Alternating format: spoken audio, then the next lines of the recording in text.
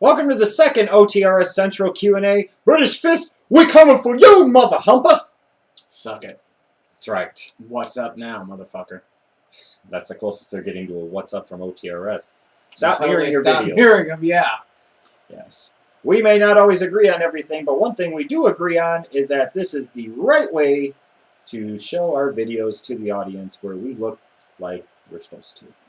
Ready? Yeah, let's do this. Oh, one quick thing. How do they get their questions answered in future Q&As? There's a link down here to our Twitter. You tweet at the Off the Rope Show and send your question there. Yeah, and then we'll do the best Simple we as can. that. It's free. It's easy. We'll do the best we can to answer every question that we get as much as we possibly can. I'll go ahead and say you kick it off with the first question. You just didn't want to pronounce the name. Valet X Crusade. What do you guys think about Cesaro and Miz going after each other? You know, if this was actually an example of a feud that they were building starting at the new year and it was going to culminate in a big WrestleMania match where either Miz becomes your new United States champion or Cesaro gets a signature victory over a former WWE champion at the biggest show of the year, I think there's a lot of wins to it. It's also a different style of match for Miz to work because Cesaro is a I'm going in there and beating the shit out of you type of wrestler, whereas Miz is more, I'm going to do these certain moves and hope that I win. There's a good contrast, and, you know, Cesaro obviously could be the ring general in that situation with Miz throwing in some stuff too, but, you know, I would like to see it, and I'd like to see it be a feud that carried on all the way through to WrestleMania. I doubt they would go there. But, exactly. I'd like to see Cesaro's rough and tumble style against Miz's style. yeah, I mean, so, you know, this would be an example of a really good mid-card feud, especially revolving around the United States Championship. I have no problem with it. You want to say stuff about names. Here's the second one. Llewellyn Luan. If I butchered that, I do apologize. The road to WrestleMania is getting predictable. What ways would you change that? Is it really that predictable? I mean, yeah, there's hints that we're getting Brock versus Triple H and Rock versus Cena too, but I mean, none of that's set in stone at this point. You know, and here's the thing is that one complaint that a lot of people are going to have, and frankly, understandably so, is that this show very much looks like it could be rematch mania. Right. You know, and you know, even if they do Rock Cena rematch, Punk versus Taker, we've seen that several times in the past before. That's a rematch. Triple H Lesnar rematch. If they end up doing like Sheamus Orton rematch. Lots of rematches here. What would I do to change it being predictable? I don't know that necessarily predictable is a bad thing in some cases, especially if it's done well. Probably could give us some unique matchups, like you just had Mark Henry come back. Maybe have him win the world title at Elimination Chamber and have him and Ryback face off at WrestleMania. I'd like Ryback Jericho. Yeah, Ryback Jericho, I've mentioned that one too, and I think that's another good one. So some matches like that potentially. But I don't know. Like I said, I don't think predictable is necessarily a bad thing if you execute on it. Exactly. Well. If you get the show that you wanted, you can't really bitch about it. Yeah, it's just if you have too many matches that we've seen before, like even if they split off Daniel Bryan and Kane by then, we've seen Daniel Bryan versus Kane one-on-one a lot before. of times. Yeah, so I mean, it's just at Ben_Allen311. What was the best and worst angle of 2012? Best or worst storyline? You got a best or worst storyline? I can tell you the worst. Yes. Christian. Oh, shut up. How was he the worst? He was barely even on TV. Be serious. He was also the best. Be serious. So that could be your best. So I will ask you again, Mike. What was your best storyline of 2012? Christian. He wasn't on TV. It was the greatest thing ever. And 2013 has been amazing without him. What about your worst storyline or angle? There's a couple to choose from. Just pick one. Ziggler. Mainly everything about Ziggler. Wow! Is it the involvement of AJ Lee or what? There's the involvement of AJ Lee. There's him and Jack Swagger with Becky. I mean, take your pick. So you say, wow. I also think it was stupid, the whole Cena and AJ thing, which Ziggler was also tied into.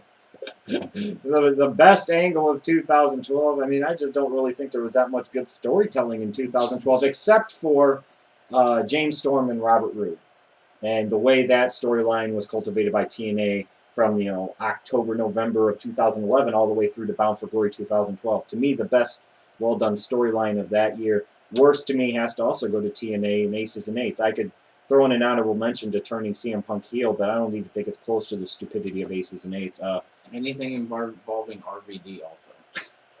I didn't say that, people. At W. Rain Foster. Now that Mr. Bob Backlund and Bruno Sammartino are going into the Hall of Fame, what else does he say here? Who else would you like to see inducted? Macho Man? Owen Hart? Yeah, Owen definitely. Rick Rude, Bam Bam Bigelow, Luna, My British Bulldog. My childhood favorite, Jake the Snake Roberts. Oh, especially since he's getting clean now. He looks in great shape now. Yeah, Scott Hall. I mean, the names are endless. There are so many names that you could sit there and say. Dream Boy 899. Wow, he's gotten on the Twitter thing, huh? What is your take on the backstage resentment The Rock has been receiving, and are you excited for the road to WrestleMania 29? I understand some of the resentment because I think about this in a real world situation. If I'm sitting there working a job and I think I'm doing a good job, but I can relate it specifically to the experience at Target is that, I know that I know what the fuck I'm doing. I understand how other jobs are done in the building. I have previous management supervisor experience, and I'm never going to get promoted there because I don't have a 4-year degree. So they bring in somebody from the outside that frankly has never done the job, in some cases never had a job, but since they have the 4-year degree, they're supposed to be my boss and I'm supposed to take them seriously. Now the difference being is that The Rock is coming in and he has years of experience and he has been one of the biggest stars and still is one of the biggest stars the business has ever produced. So I can understand some resentment about him taking this spot, but when you get your WrestleMania payouts and you see how much bigger they are because you have a star the caliber of The Rock on the card, how resentful are you going to be? And you've talked about it before with who else are they going to have that's really built up? Yeah, who's built up to take that belt from Punk? Nobody. Or if they were, in the case maybe of a Ryback, if you're going to do that, they did everything they could to undercut it. Exactly. And for people to say, oh, The Rock's just a part-timer, blah, blah, blah, it's just about money. Yeah, it is about money, and it's about ratings, and it's about getting eyes on your product so that you can feature your new guys, and then people can be like, oh, I like this guy. And then The Rock leaves, and they're like, oh, I still like this guy, so I'm going to watch. Yeah, it's like Rock versus Cena. Even if we don't like it, it's supposed to be the dessert. Mm-hmm. And sometimes you have a great meal and you don't want the dessert, or sometimes maybe all you want is the dessert, like a little kid or something. But the things like, let's say, Punk versus Taker. Punk's demonstrated as a steak. Ryback Jericho. Ryback's shown as the potatoes, etc. Yeah, you find out all the other pieces of this meal are really good too, and Rock and Cena is just the dessert, the cherry on the top. At Webster Russell, who had a bigger ego, Hogan or Austin? Ooh. Ooh. That's really debatable. Ooh. Ooh. Now, I'm not going to sit here and say that either one of these men having egos are bad, because I think when you get to a certain level and to a certain spot, you have to have an ego. Exactly. Otherwise, you're going to be just shut down the card. Yeah, and I think that Hogan and Austin both have tremendously sized egos, and that's not necessarily a bad thing, but also it's not always necessarily a good thing. I think other people that sometimes get a big pass in this category are those such as Shawn Michaels, especially early in his career. All of you Bret Hart fans, you listen to him talk now, that's a man with a huge ego too. I'm not comparing it to Hogan and Austin, but I'm saying sometimes as you get that thing about Hogan having the biggest ego and da-da-da, there are plenty of other big stars that had tremendously sized egos. Just to sit here and say it, because unlike a lot of you that can't ever say anything negative or less than 100% positive about your favorite, I will say Hogan had the biggest ego there. I did something a lot of you can't do. Don't tell me I kiss Hogan's ass every chance I get, just 98% of the time. Thank you. So next question. At Biffo 2010, what would you rather see? Schleg Daddy versus Jeff Jarrett or Ray Lewis versus O.J. Simpson versus Triple H? Oh, God, give me that triple threat match. No, give me the two Jeffs. No, nobody wants to see that shit. You've got Ray Lewis, O.J. Simpson, Triple H. You've got a man that was accused of a double murder, a man who killed 2 white people and got away with it, and then you've got God. Not only is he God, mind you, but every time he wrestles a match now, he promises a death. Somebody's going to die. He's going to kill somebody. You versus Jeff Jarrett. Here's you when the match starts. Assume Jeff Jarrett position. You try and get under the ring. He comes under there, pulls you out, hits you with the guitar, and then you kick his ass. I still want to see Ray Lewis versus O.J. Simpson versus Triple H. In fact, let's flip that question to the people. Which of those 2 matches would you rather see? You! Don't you say Schleg Daddy versus Jeff Jarrett. I know it'll equal. They want to see it. Well, I mean, I'm a star, so of course it's going to equal buy rates, but Ray Lewis, O.J. Simpson, Triple H. Can you imagine that? I mean, you could call that like a death row match or a San Quentin street fight. Whatever. At JRow1279. You guys doing anything for Black History Month? Of course I am. I don't know when, but there might be a couple of videos on this channel during the month pertaining to Black History for wrestling, no question. I have to. That's who I am. Smokey may or may not be involved in one of those. I'm just throwing it out there. I'm going to go see Die Hard. Yeah, that's a very good thing to do. That's a way to celebrate Black History Month. Last question. What is it? At CandyLick21. How many cats do you have? Where did you get them from? How long have you had them? Do you sleep with them? That last part wasn't on there. But the answer is yes, you do. All right, how many cats do I have? Well, I used to have 3. Unfortunately, Feisty passed away back on October 1st, and I had her for 10 years. She was a byproduct of my first relationship, and that was the only good thing I ever got out of it was my little baby girl for 10 years. I don't... Sounds really dirty the way you said that. I don't even care. You talk about my baby girl, doesn't matter. So she's been gone for... Well, that's 4 months now. Yep. She got very sick all of a sudden and just... No, there's just the 2, obviously. If you watch the Impact reviews, you see Smokey, you see Precious. That's deuces and 4s. How long have I had them?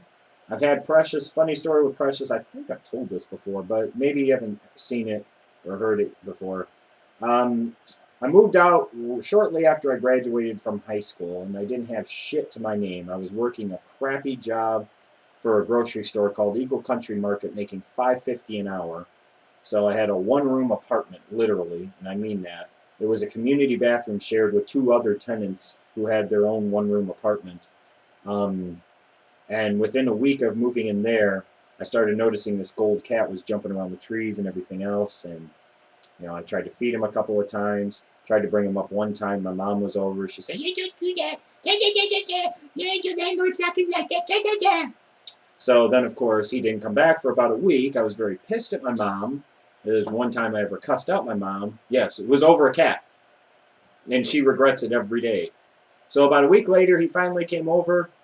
He came from the alley. I happened to see him, and I sat there and ran down the stairs, picked him up, and I've had Precious ever since. It's been 13 and a half years now. Smokey came because I had Precious and Feisty at the time, and where I lived back in Illinois, somebody got evicted, and they left 2 cats locked up in an apartment. And Smokey's mom was given to me to take care of for a few days. Well, she was pregnant. She ended up having 3 cats. Smokey's older brother, Lucky, who passed away when he was a year and a half, his younger brother, who I ended up finding a home for, and then Smokey. Smokey was born July 25th of 2005, and I promise you I will never, ever forget that fucking day. As long as I live. One of the freakiest things ever.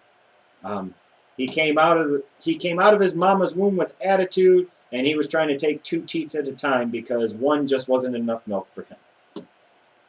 I hope that answers your question. It's probably more than they wanted to know. Well, they got the background and they got the story. If you would like to have your questions answered on these Q&As, what can they do? Submit them to us on Twitter at Off the Rope Show. That information will be in the description box below. Thanks for tuning in again. We'll be back with another one of these very soon.